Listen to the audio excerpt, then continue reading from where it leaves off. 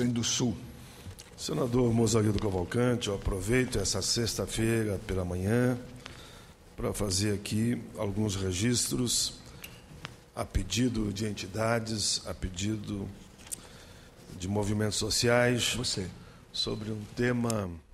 sobre temas que eu tenho tratado no longo da minha caminhada, que é o combate a todo tipo de preconceito e a defesa permanente dos interesses dos trabalhadores do campo e da cidade, e naturalmente dos aposentados e pensionistas. Senhor presidente, a Confederação Nacional dos Trabalhadores na Agricultura, a CONTAG, completa 50 anos, agora em 22 de dezembro, exatamente daqui a 30 dias. A solenidade da festa aconteceu ontem, 21 de novembro. A CONTAG, entidade histórica, pois foi lá que nós reunimos diversas vezes durante a Assembleia Nacional Constituinte para elaborar todo o artigo da ordem social, que vai ali do artigo 6º ao 12º da nossa Constituição. Lá foi o grande QG dos constituintes, liderados também, naturalmente, pelo DIAP, pelo DIESE, pelas confederações e centrais sindicais, e aqui o destaque para a CONTAG. A CONTAG possui 27 federações e mais de 4.000 sindicatos no país. 4.000 sindicatos de trabalhadores e trabalhadoras rurais, filiados. Ela luta pelos direitos de milhões de homens e mulheres do campo e da floresta, que são agricultores familiares, acampados, assentados, pela luta pela reforma agrária, pelos assalariados rurais, meieiros, comodatários, extrativistas, quilombolas, pescadores artesanais e ribeirinhos. A CONTAG integrou a vanguarda da luta contra a ditadura militar. Foi fundamental pela volta da democracia no Brasil, reivindicando uma ampla e restrita anistia política, eleições diretas, e falava eu antes, foi fundamental até mesmo na convocação da Assembleia Nacional Constituinte. Durante a Constituição de 88, eu estava lá, eu fui constituinte, Vossa Excelência também, senador Mozarildo, a CONTAG participou das discussões que envolviam os direitos de toda a nossa gente, do campo e da cidade.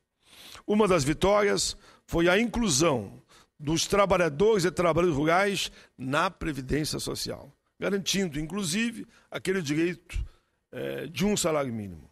Portanto, senhor presidente, senhoras e senhores, meus cumprimentos, meus parabéns, em nome do Senado Federal, em nome dos trabalhadores do campo e da cidade, a essa entidade, a CONTAG, pelos seus 50 anos de luta, 50 anos de vida, nesta caminhada em defesa da nossa gente.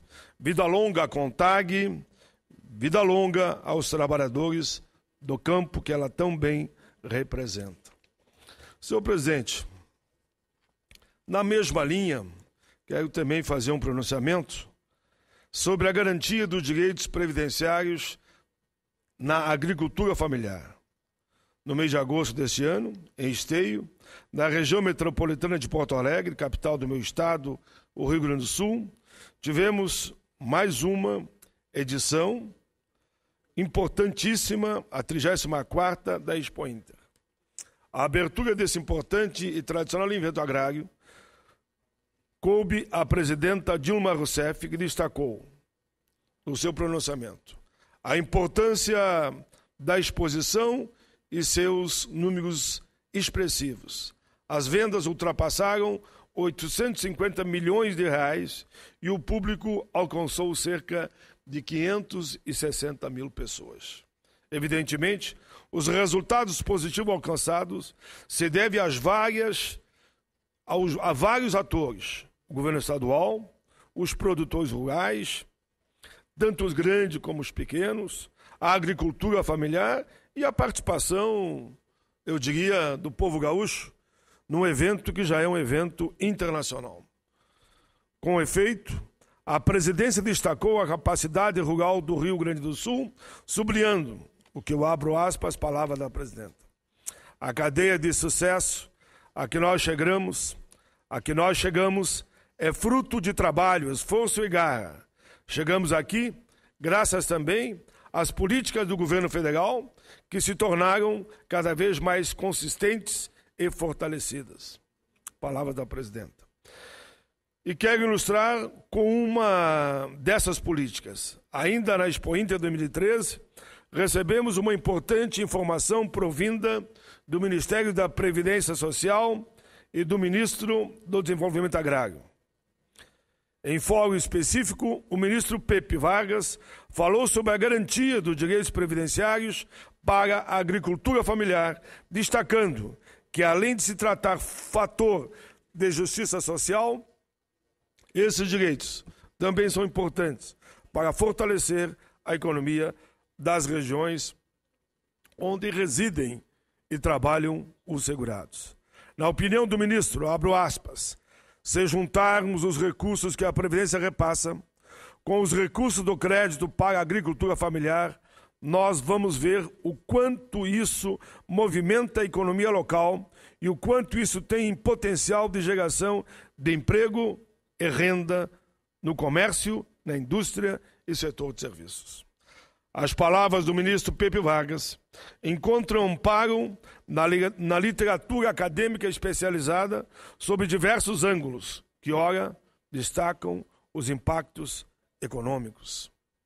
Ora, as melhorias da ordem social, convergindo sempre para destacar os efeitos benéficos do pagamento de benefícios rurais a esses trabalhadores, são importantes para todos, para o nosso país. No Rio Grande, são mais de 600 mil trabalhadores rurais amparados. No Brasil, o número ultrapassa a casa de 7 milhões, alavancados a partir do governo Lula e governo Dilma. Todo esse imenso universo aguardava com ansiedade boas notícias por parte do governo brasileiro. E, mais uma vez, elas vieram. O presidente do Instituto Nacional de Seguro Social, Dr. Mauro, afirmou na mesma Expo Inter que o trabalhador rural terá os direitos previdenciários reconhecidos automaticamente, da mesma maneira que hoje se faz com os trabalhadores urbanos, dispensando-os assim da penosa tarefa de apresentar vários e vários documentos ao INSS na hora de requerer o seu benefício. Para tanto, as informações laborais necessárias à concessão do benefício estarão registradas em um cadastro nacional de informação social de recorte rural. Trata-se de uma grande conquista, uma medida de caráter isonômico, capaz de igualar os trabalhadores do campo e da cidade, como manda a própria Constituição. Estamos todos de parabéns. A conquista e o aperfeiçoamento dos direitos previdenciários é uma velha bandeira que empunhamos há anos e anos aqui nessa casa com muito orgulho e que vemos agora se tornar realidade. Semeamos, estamos hoje colhendo os frutos. Meus cumprimentos, especialmente ao ministro Garibaldi, nosso colega aqui do Senado há tantos anos, que tem demonstrado muito carinho pelas causas das famílias rurais brasileiras. Cumprimento também o ministro Pepe Vargas, ele, gaúcho, lá da minha cidade, Caxias do Sul, que conhece bem a realidade do homem e da mulher do campo. Finalizo, senhor presidente, com as palavras de Elton Weber, presidente da Federação dos Trabalhadores na Agricultura do Rio Grande do Sul. Ele, após destacar que a garantia dos direitos previdenciários é uma das políticas que contribuem para manter os homens e mulheres trabalhando no campo, afirma com propriedade que, sem essas políticas públicas, nós teríamos muitos mais problemas na questão da sucessão rural. A Previdência Social Rural é uma forma de cidadania. Senhor presidente, na mesma linha ainda falando sobre a agricultura familiar, quero falar agora sobre o Ano Internacional da Agricultura Familiar. já que o assunto é agricultura familiar, quero lembrar que a ONU, Organização das Nações Unidas, declarou 2014 o Ano Internacional da Agricultura Familiar.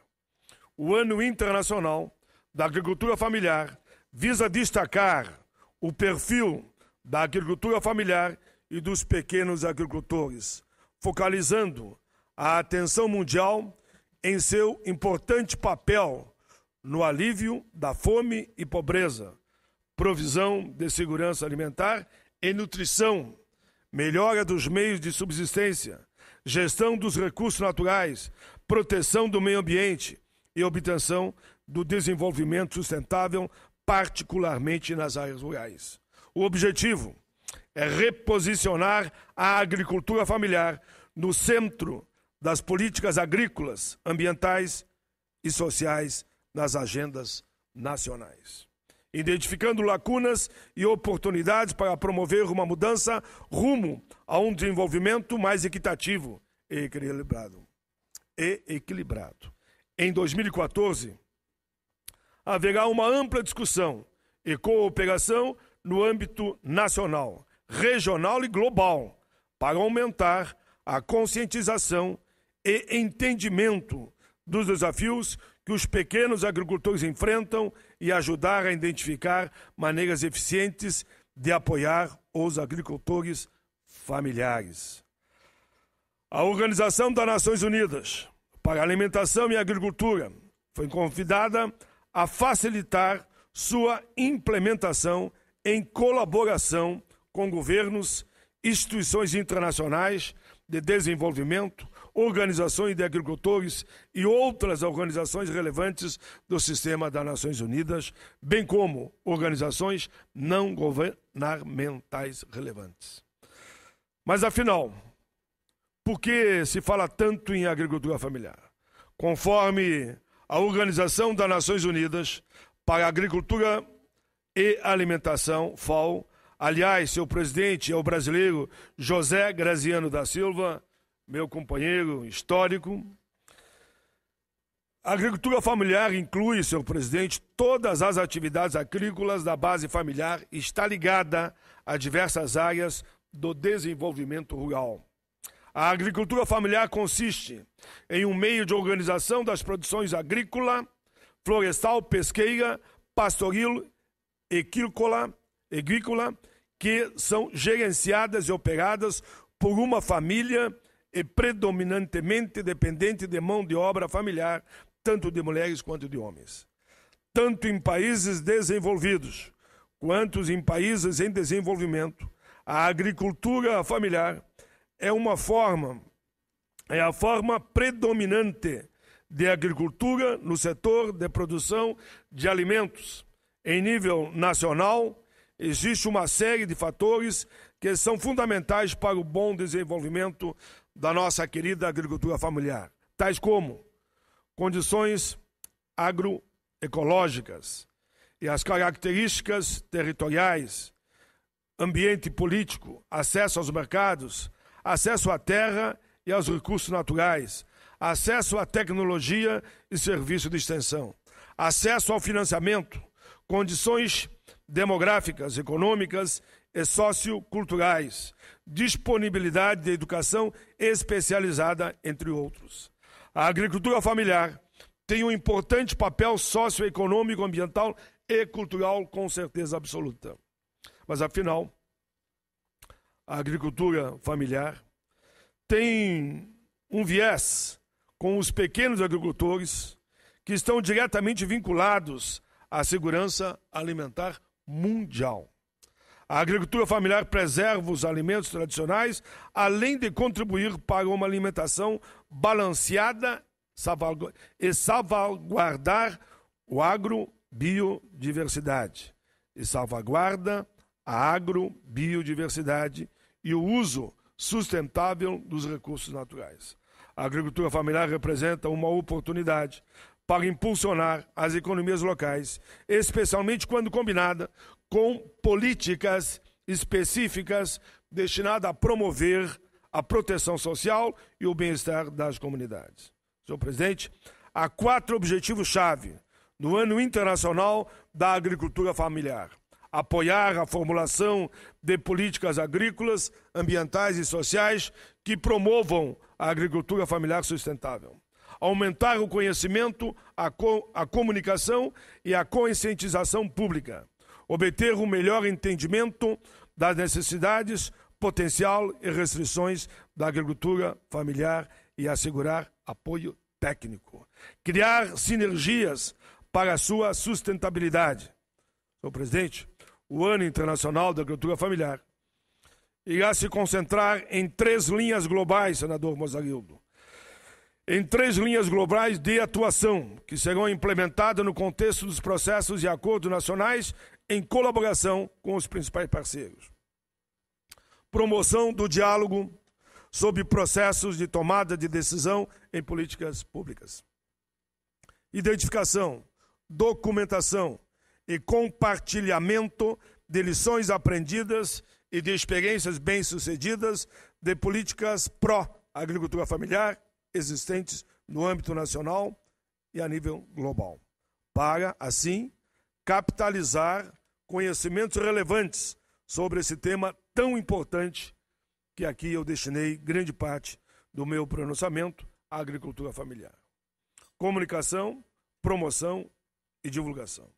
Senhor presidente, pela importância desse tema, creio que essa Casa, o Senado Federal, poderá realizar em 2014, e eu entrei já com esse requerimento, uma sessão especial sobre 2014, o Ano Internacional da Agricultura Familiar.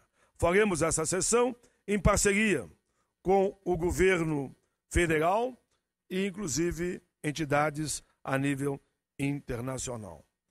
Por fim, senhor presidente, quando falo da agricultura familiar, eu estou me referindo a todos os segmentos que defendo com muito amor e carinho aqui nessa tribuna. Sejam brancos, negros, índios, sejam o pequeno agricultor, não importa a origem, a procedência, se é quilombola, se é afrodescendente, se é italiano, se é alemão, se é português, se é japonês, se é polaco, não importa. Aqui, esse é o caminho. E nesse sentido, senhor presidente, aproveitando o tempo que ainda disponho, eu gostaria de compartilhar, nesse momento, com esse plenário, com o sistema de comunicação do Senado, algumas perguntas que recebi sobre a Semana da Consciência Negra. E aqui, depois de responder, foram publicados nos órgãos que divulgam o trabalho daqueles que têm compromisso com política de igualdade, eu resolvi, senhor presidente, para ficar mais claro algumas questões, dividir nesse momento ou compartilhar aqui da tribuna. Foi-me perguntado, senhor presidente, qual será a grande contribuição que o Estatuto da Igualdade Racial dará à comunidade a curto prazo. Eu respondi: o Estatuto da Igualdade Racial foi debatido por mais de 15 anos no Congresso Nacional. É uma proposta oriunda de homens e mulheres, negros e brancos, que queriam um instrumento jurídico que reunisse as principais demandas na construção de uma sociedade igualitária para todos. O desafio foi imenso. Houve muita controvérsia e várias das propostas que sonhamos não foram aprovadas num segundo momento, mas que aprovamos num primeiro momento, mas que aprovamos num segundo momento. Sabemos que o projeto original nem sempre é aceito em sua integralidade. Eu sempre afirmo que o projeto bom não é aquele que eu achei ótimo e que sonhei, mas é aquele que a gente conseguiu aprovar apesar das dificuldades. Por isso, o Estatuto da Igualdade Racial é um grande marco jurídico que deu legitimidade para a formulação e implementação de inúmeras políticas públicas nesses 3 primeiros anos após a sua aprovação. Eu apresentei ele há mais de 20 anos atrás, que foi lá no debate da Assembleia Nacional Constituinte que começamos a elaboração. E hoje ele é um marco na política brasileira. Nesse sentido, podemos citar a legitimidade dada pelo Estatuto a constitucionalidade das cotas, lá no Supremo Tribunal Federal. O Estatuto ajudou e deu legitimidade para as cotas nas universidades, aprovadas quase que por unanimidade. Aqui no Congresso, lembro, no Senado, só um voto contra. O Estatuto tem ajudado a construir cota no serviço público em vários municípios do país, inclusive no Rio de Janeiro e Rio Grande do Sul. O Estatuto colaborou e teve o reconhecimento da presidenta Dilma nesse sentido, quando do envio de projeto de cotas do serviço público aqui para o Congresso Nacional. O Estatuto também ajudou, dando legitimidade para o recente programa de desenvolvimento acadêmico Abdias, o grande Abdias de Nascimento. Esse projeto tem por objetivo propiciar a formação e capacitação de estudantes autodeclarados pretos, pardos, indígenas e pobres, estudantes também com deficiência, transtornos globais, desenvolvimento e altas habilidades, com elevada qualificação em universidades, instituição de educação profissional e tecnológica e centro de pesquisa no Brasil e no exterior. Esses jovens terão a oportunidade de viver novas experiências educacionais e profissionais voltadas à educação, à inovação, em áreas prioritárias para a promoção da igualdade e no combate a todo tipo de preconceito.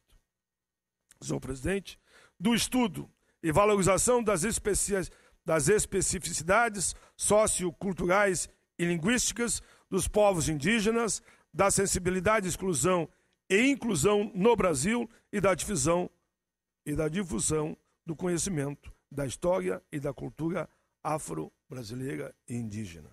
O Estatuto prevê um sistema nacional chamado de Senapir, Sistema Nacional de Política de Igualdade, com forte função mobilizadora, que será implantado pela Secretaria de Políticas de Promoção da Igualdade Racial. O Estatuto também prevê que o Orçamento Geral da União leve em consideração as demandas de promoção de políticas por igualdade, seja entre negros, brancos, pobres e índios. A sociedade precisa empoderar-se desse documento, desse forte instrumento e entendê-lo para formular cada vez mais políticas públicas. Quem não leu, leia o Estatuto. Senhor presidente, em relação às comunidades quilombolas, me perguntaram: a política de reconhecimento da posse é o bastante para garantir a preservação dessas comunidades? Eu respondi: a política de reconhecimento das terras quilombolas é uma grande fonte de luta das comunidades, no entanto, ainda não é o bastante. Apresentei um projeto no Congresso, projeto chamado Quilombos do Amanhã, projeto de lei número 113 de 2008, com a finalidade de levar aos nossos quilombos saúde, educação, esporte, lazer e formas alternativas de trabalho. Não basta ter a terra, é preciso estruturar, aperfeiçoar, valorizar as tradições. Isso tudo aliado às políticas de terra dará um grande valor para nossas comunidades. Senhor presidente, as manifestações de junho levaram várias pautas da sociedade às ruas. E como que eu teria visto em relação ao combate aos preconceitos? Respondi: as manifestações de junho, que bom que elas vieram, trouxeram pautas variadas: melhoria da prestação de serviço público, transporte, saúde, educação, combate à corrupção, entre outras. Defendemos, sim, todas essas propostas. Defendemos as políticas afirmativas, mas é muito importante que tenhamos um olhar sobre a política universal, que atinge a grande maioria da população brasileira, principalmente os pobres. E lá estão os negros. A questão das passagens, por exemplo, nós sabemos que quem utiliza o transporte coletivo urbano são brancos e negros pobres. As manifestações são boas, são bem-vindas, são legítimas. Transporte de qualidade e preço acessível. Outro exemplo, senhor presidente, de política universal é o programa Bolsa Família, que não possui o corte racial, mas alcança mais de 70% da população negra. Trata-se de transferência de renda a brancos e negros pobres, abarca diretamente essa parcela da população. Como já dissemos, eles estão na base da chamada pirâmide social. Quando olhamos o avanço da classe média, percebemos o avanço da comunidade negra, pois dos 25 milhões de pessoas que passaram a integrar a classe média, 75% são negros. Na saúde, na educação, não é diferente. E também no combate à corrupção. Porque os desvios de recursos atingem diretamente os mais pobres. E os mais pobres são, naturalmente, negros e brancos que estão nessa faixa. Quando aprovamos aqui que parte dos royalties vão para a educação, esse investimento maciço irá para onde? Principalmente para escolas públicas, nas quais está a maioria da população pobre do nosso país. Eu diria 100% da população pobre do nosso país. E nesse 100%, 70% são negros. Quando o governo investe no programa Mais Médicos, atendemos as periferias e os rincões do Brasil, as terras indígenas, os quilombolas, a agricultura familiar. É lá de fato que o nosso povo está. Como se pode ver, nas vilas, nos bairros, como se pode ver, as pautas centradas nas políticas universais, naquele momento, não destacavam as questões pontuais de negro ou de branco. Mas fazendo uma leitura, podemos perceber que grande parte da comunidade negra está contemplada, que está entre os mais pobres. Enfim, perguntam também quais são os cuidados que a comunidade brasileira precisa ter para tornar o Estatuto uma ferramenta efetiva de promoção da igualdade. Eu respondi que a principal estratégia a ser utilizada para que o Estatuto seja uma ferramenta efetiva é empoderar-se do Estatuto. Empoderar-se do Estatuto. Fazer uma leitura, uma releitura e mais outra do seu texto. Então perceber como ele é importante, e como pode ser eficaz na construção de políticas públicas no combate a todo tipo de preconceito e buscando uma sociedade de iguais. Para aqueles que não têm condição de ler todos os 65 artigos, sugiro a leitura do artigo 4º, que já é capaz de promover uma verdadeira revolução, pois permite a construção das ações afirmativas no município, no Estado e na União. Então, repito, é preciso empoderar-se do Estatuto. Senhor presidente, já enfrentamos na dependência do Congresso e no Supremo, em audiências públicas, nas ruas, nas praças, nas universidades, nas assembleias legislativas, debates incansáveis sobre política de igualdade, política afirmativa, política de cotas, e as respostas estão sendo dadas na sala de aula. Com os jovens cotistas, negros, pobres, brancos, indígenas, com deficiência, ocupando seus espaços com um grande sucesso. Sei que ainda existem dificuldades com a permanência dessas pessoas nas universidades em virtude de seus poucos recursos financeiros, até para a alimentação e para o transporte. Mas esse é um processo que nós haveremos de atravessar. Apresentei o projeto de Bolsa Permanência, senhor presidente, PLS 214 de 2010, e que tenho procurado dialogar cada vez mais para ampliar recursos da permanência com o governo Dilma. Esse é um desafio constante.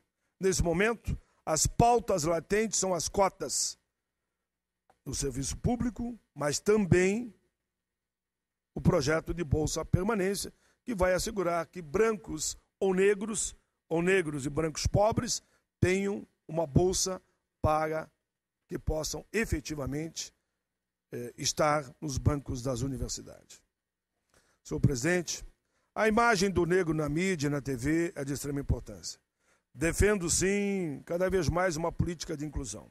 Temos visto algumas iniciativas pontuais e certamente tímidas, mas muito boas. A questão central são as ações afirmativas dentro da televisão brasileira, que já começou a adentrar, que é um espaço de reprodução, um espaço no qual avaliamos a nossa igualdade, é um espaço de consumo e um espaço que cria referências.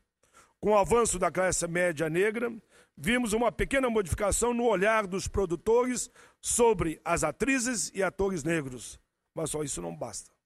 Queremos, claro, a participação efetiva de todos nas passarelas, nas propagandas, em todos os espaços. Afinal, todos são consumidores.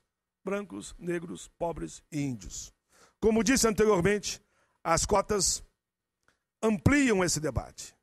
Devem ser vistas como disse aquele poeta espanhol, que eu gosto de insistir, que o caminho a gente faz caminhando.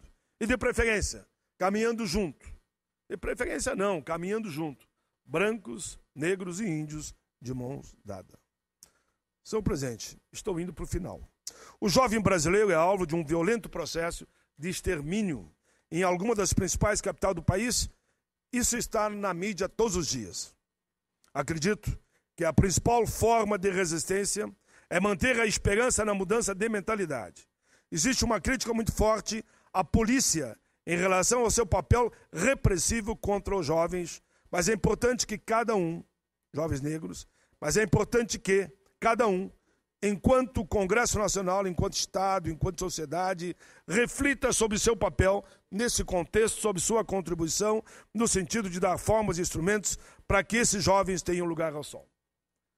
Aqui eu destaco, senhor presidente, que ainda a questão de 15 dias, junto com a senadora Lídia da Mata, entregamos aqui uma proposta de uma CPI para o enfrentamento à violência contra os jovens negros, que de cada 10 jovens assassinados, 8 são negros. O presidente Renan Calheiros indicou como presidente e relator a mim e a senadora Lídia da Mata. Aqui no Congresso Nacional, trabalhamos fortemente e fui relator do Estatuto da Juventude. Estamos levando aos jovens o sonho de estudar numa universidade onde ninguém seja excluído pela cor da pele, como era até o período que não tínhamos o Estatuto e as cotas. Abordamos essa questão do Estatuto da Igualdade Racial no capítulo da juventude, pois acreditamos que deve existir diversas políticas conjuntas para esse tema. Lá mesmo no Estatuto da Juventude, colocamos também um artigo no combate àqueles que discriminam alguém pela sua orientação sexual, e já é lei. Senhor presidente, estamos também apoiando o programa Juventude Viva. Esse programa nasceu de uma intensa articulação interministerial para enfrentar a violência contra a juventude brasileira, especialmente aqueles que estão sendo agredidos e assassinados, ampla maioria, negros, mas também brancos.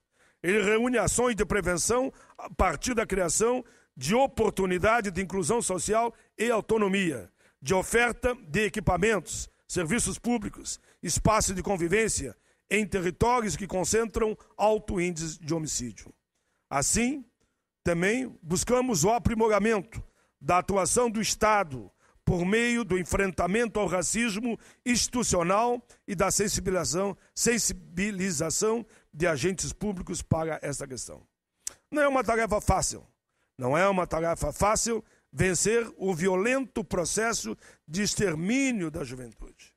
Precisamos reunir uma verdadeira força-tarefa para acabar com isso e precisamos lembrar sempre que matando esses jovens, mata-se o futuro do nosso país. Senhor presidente, quando um jovem negro da periferia é morto, ou branco, estamos matando a vida, a alegria, estamos matando o Brasil, estamos permitindo que matem nossos filhos, nossos netos, nossos bisnetos.